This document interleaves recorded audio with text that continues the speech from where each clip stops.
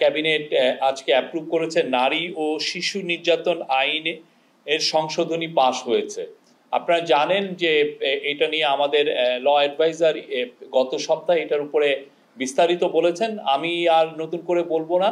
তবে যেটা আজকে অ্যাড করার মতো যে ইন দ্য মিন টাইম আমরা এই যে গত কয়েকদিন আগে যখন ল অ্যাডভাইজার আপনাদেরকে ব্রিফ করলেন এবং তারপরে তখন তো নীতিগত সিদ্ধান্ত হয়েছিল, এর মধ্যে আমরা অনেকগুলো নারী মানে ওমেন গ্রুপসের সাথে আমরা তাদের মতামত আমরা নিয়েছি এবং তাদের মতামতগুলোকে অ্যাকোমোডেট করার যথাসাধ্য চেষ্টা করা হয়েছে।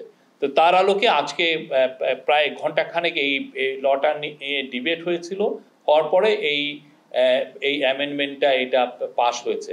তো এটার মূল যেগুলো ছিল সেটা হচ্ছে যে এখানে বলাৎকারের একটা নতুন সংজ্ঞা দেওয়া হয়েছে এবং আপনারা জানেন যে এই মামলাগুলোর জন্য ডিএনএ টেস্ট একটা বড় একটা ডিলে একটা বড় ভূমিকা ছিল।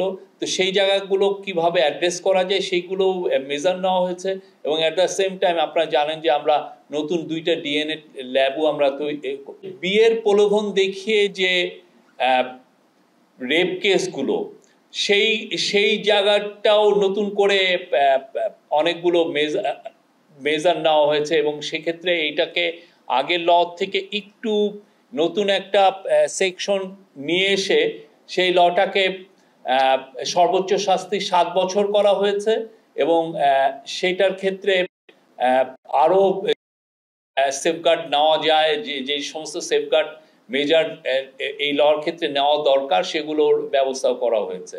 তো আমি ক্যাবিনেট অবশেষে এটা আজকে পাশ করেছেন।